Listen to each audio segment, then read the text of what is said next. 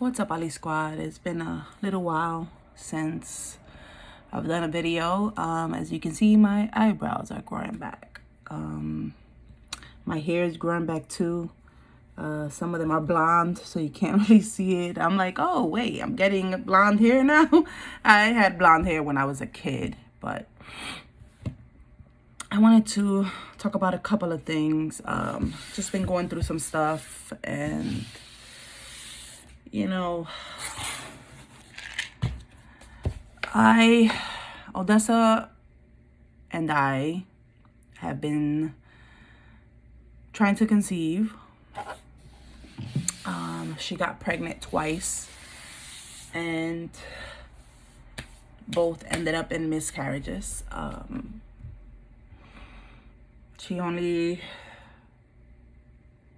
We only inseminated once each time, and she had gotten pregnant right away.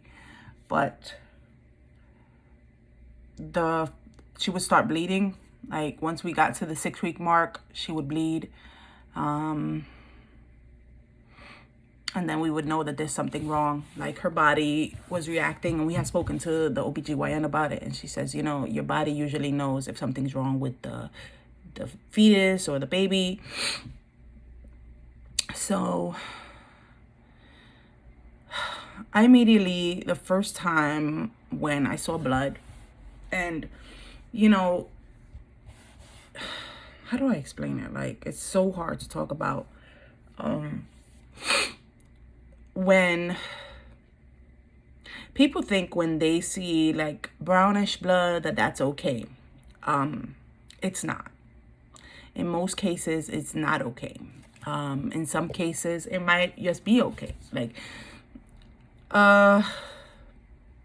she started bleeding brownish. It was old blood, and she went to the hospital. They looked at her cervix. Her cervix was closed. And by the way, that doesn't really mean anything if your cervix is closed. You can still bleed out. So, which Odessa did. So, when they had took the ACG level, they seemed like they were growing all right. So, there's a lot of dust, so that's why I'm rubbing my nose, because I just cleaned my mirror that had dust on it, and now the dust is going up my nose. So,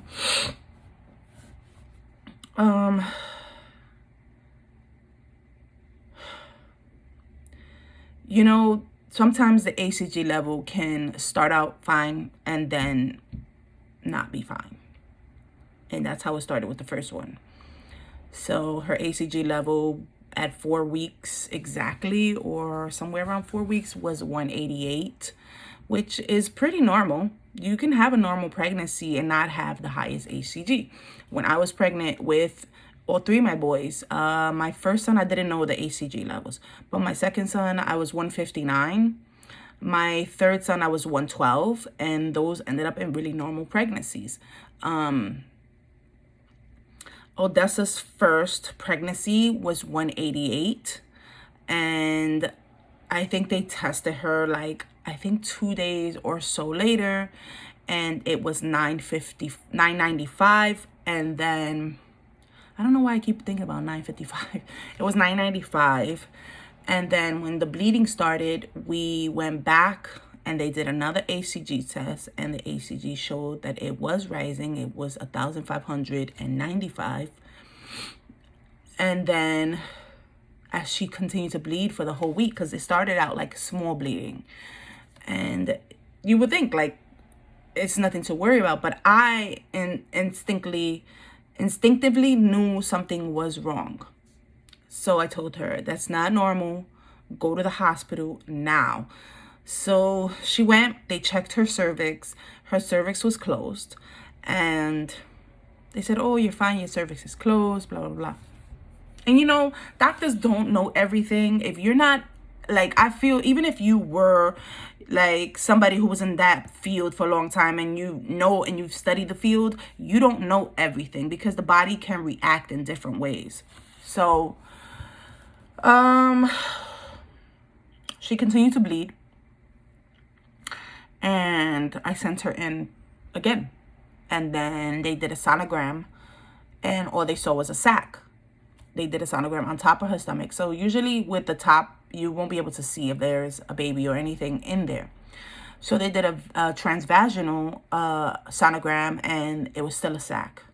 And, you know, they decided, okay, maybe it's too early. Let's take the ACG levels. When they took the ACG levels and they called us and they said, you know, they're dropped dramatically. Like it went from 1595 to 1070. So it went to 1070. So that's how we knew that she was having the first miscarriage. And that one lingered around for about 3 weeks, or almost 3 weeks. And, you know, I'm just like, I cried and I was frustrated. And, you know, I just felt like everything was just like, okay, everything is going wrong. Or I was just really frustrated. You know, I can't bear children because, as you guys know, I had cancer. So I had a full hysterectomy. And I don't have a uterus. I don't have fallopian tubes. I don't have ovaries. I don't have nothing. Everything that was down there was taken out besides my bladder. Like my bladder, my intestines, that's what I have. So I felt kind of helpless because, like, I couldn't protect her from that. You know, I couldn't protect her from having a miscarriage. And there was nothing the doctors can do. You know, it annoys me when they're like, oh, if you start heavy bleeding, come on in. Because what are you going to do? Send us back home? Like, that's what they do. They send you back home and say, well, we're sorry that you're having a miscarriage. So we came in for what? For you to give us a bill?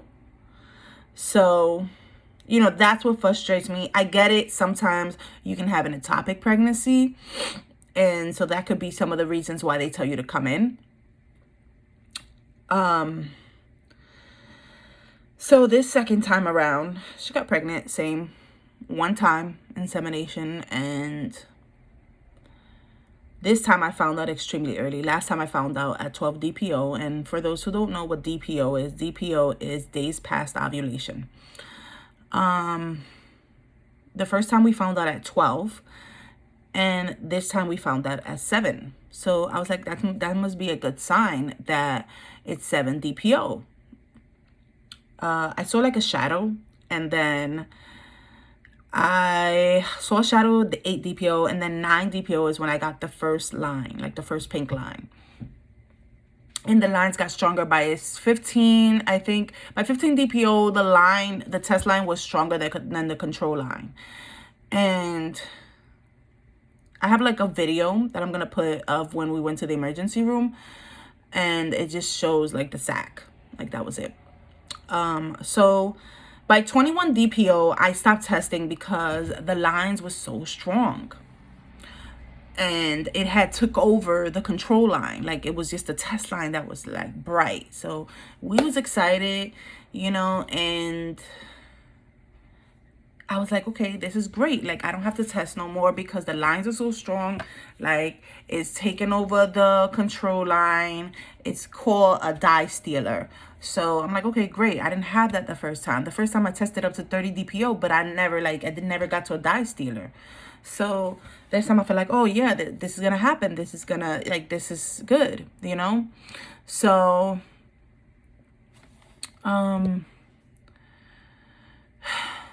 we got up to 6 weeks, and it was like nerve-wracking. It was really nerve-wracking because we already had known that we lost the first one, and she had a miscarriage. And I'm thankful that her body knows there's something wrong with the egg, that the egg is not developing correctly. You know, I'm so happy that her body will be like, okay, well, this is not a healthy child, or this is not a healthy pregnancy, so we have to start getting rid of it. What people don't know is that the sac can grow on its own without a baby in it and build up those HCG levels. And people don't know that. So you can have a dye stealer. You can have these lines really strong, and there be nothing in the sac. The baby will not grow because something is wrong.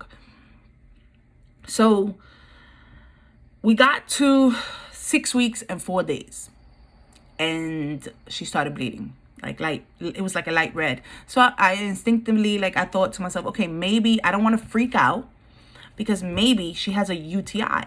Sometimes when you have UTIs, you can bleed. I have had UTIs and I've bled, and I'm like, okay, what the hell is wrong with me? And I've had a UTI after I had the hysterectomy, and I bled, and I'm like, okay, I don't got a uterus, so there shouldn't be no reason why I'm bleeding. So I'll go to the doctor, and they're like, oh, it's just the start of a UTI. They give me medicine. Sometimes you don't bleed through UTIs, but sometimes you can. So I said, maybe it's a UTI because it's only a little bit of blood, and looked in the toilet.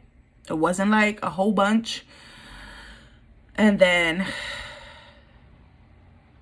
we went out to eat. She went to the bathroom, and the blood got darker. I'm talking about red. I'm talking about this type of red, like bloodshot red.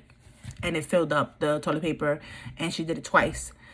And then we went to the ER hours later, about 5 hours later. The blood has slowed down. But because she already had a miscarriage, they instinctively did a sonogram already. They wanted to do a pelvic exam, and I said no, because if there's a baby in there and Odessa has a sensitive vaginal wall, what if you do something to affect that, and then really causes a miscarriage? So we said no, do the sonogram first. So they did the stomach sonogram, and I'm going to show you guys what they saw on the stomach sonogram.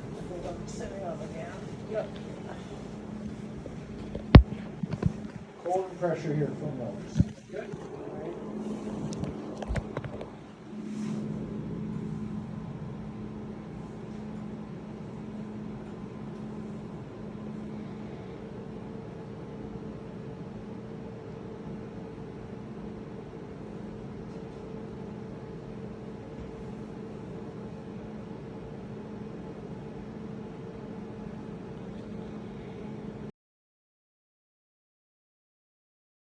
So it was a sac.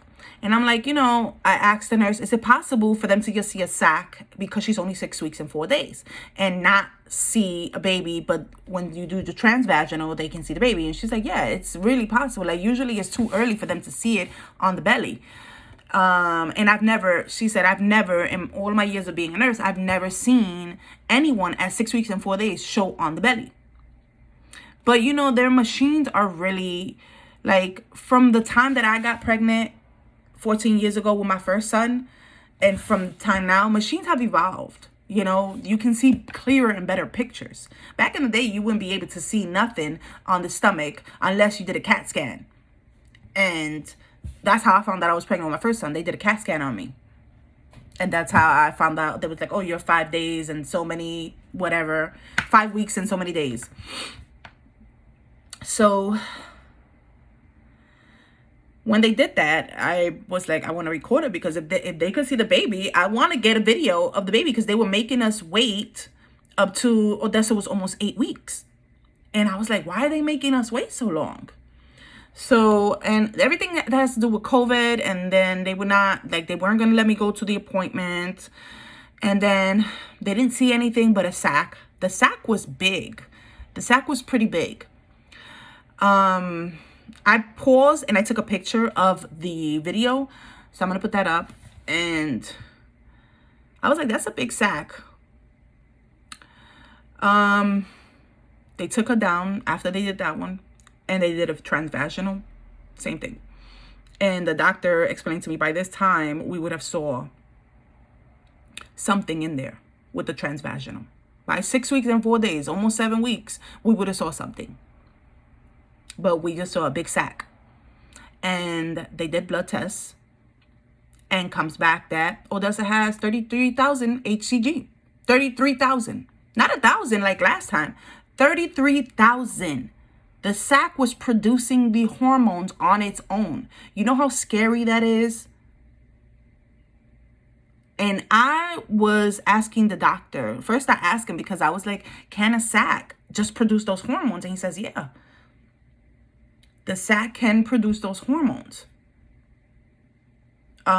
He says, and that's concerning because she's at the stage that she's supposed to be at. She's at 6 weeks and 4 days. That's the stage. That's a lot of hormone. He said that's really high hormones. So when I look up 6-week pregnancy, it can go from 1,070 to 59,000 or 56,000, something like that. And Odessa was 33,000. So she was on target, but there was no fetus in there.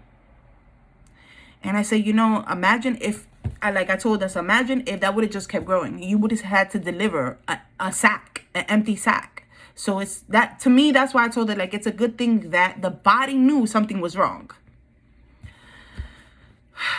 So I told the doctor, I don't want my wife going through. She bled for 3 weeks. Like, some people have miscarriages and they miscarry in the same day. And some people can have miscarriages and they can linger on. And that's more traumatizing for a lingering on miscarriage, because those hormones are still in you. Those hormones are still affecting you. So for almost 3 weeks, she bled the first time. And I told her, I said, I told the doctor, I don't want my wife to constantly go to the bathroom and bleed and have a reminder every day that she lost another kid, that she lost another pregnancy. And, regardless of what people say, oh, well, you didn't get to this stage. You lost something. It doesn't matter what it feels to another individual. It's what you had to endure. So the doctor gave us 3 options. You can go home and wait till you bleed it out. You can take a pill and bleed it out between 6 to 8 hours and be in a lot of pain.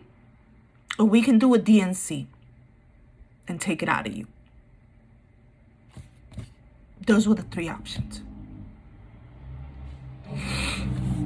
And nobody explains what a DNC is, like how painful it could be. I was in the room with Odessa when they were doing the DNC. And I felt like at the moment, because the doctor made it seem like, oh, you're not going to be in so much pain. You're going to be fine. They gave her some pain medication. They stuck her in the uterus with a big needle 3 times. And then they take this thing, this plastic thing, stick it, open the uterus. First, they take metal things and they open the uterus. They stick the plastic thing in there and they suck out the sac and the blood. They twist and twist, and Desi was in so much pain. And I could, like, at that moment, I didn't cry because I had to hold it together. But before that, I cried all day because I couldn't believe that this was happening again.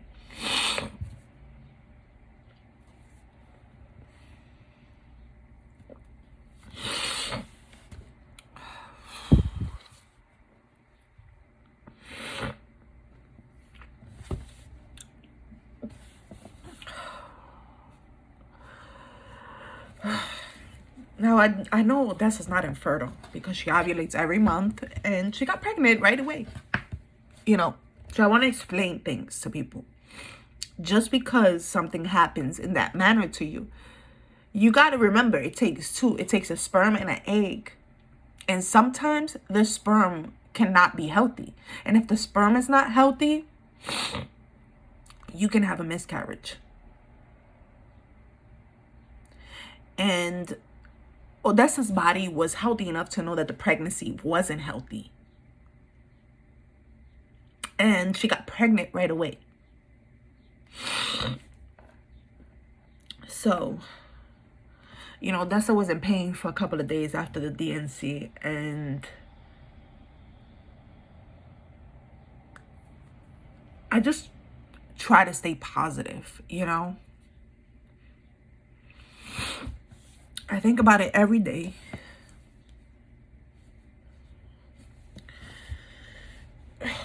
You know, that's my wife. Whatever affects my wife affects me.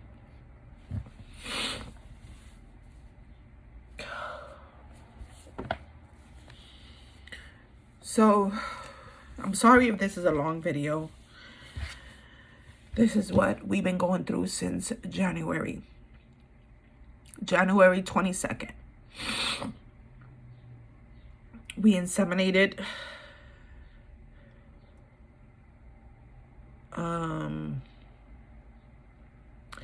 I think the 30th of January. So, you know, everybody knows that in a pregnancy, they'll count from your period. So,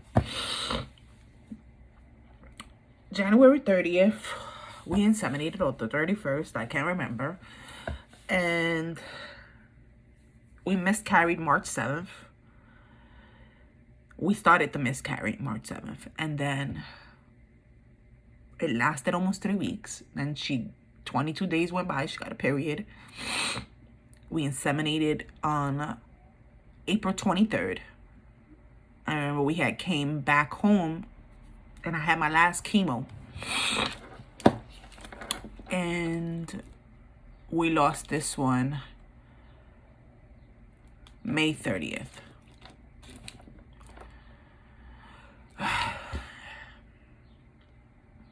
I know it's hard. We just gone through so many things, and like, we didn't want to put it out there yet because we don't know what could go wrong. And so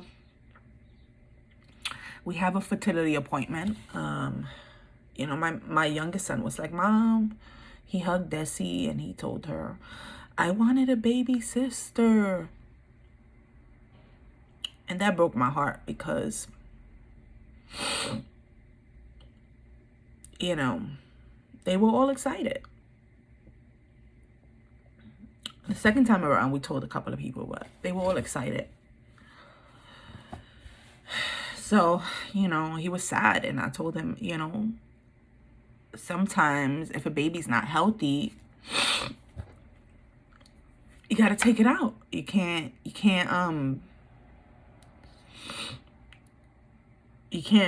bring, you know, well, it was gonna bleed out, but I didn't want to tell him all of that. I just told him, you know, the baby wasn't healthy.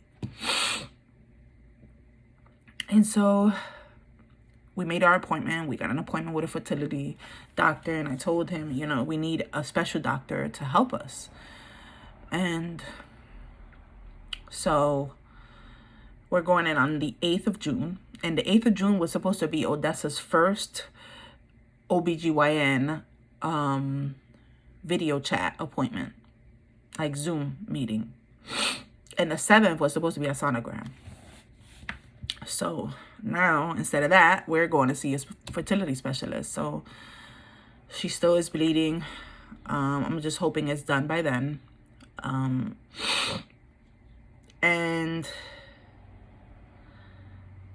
Or let's see what's going to happen. You know, it could take 2 months for this process.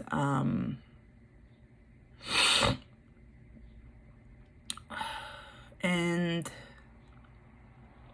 you know, now it's her insurance will pay for it, pay for the medication. She's kind of scared.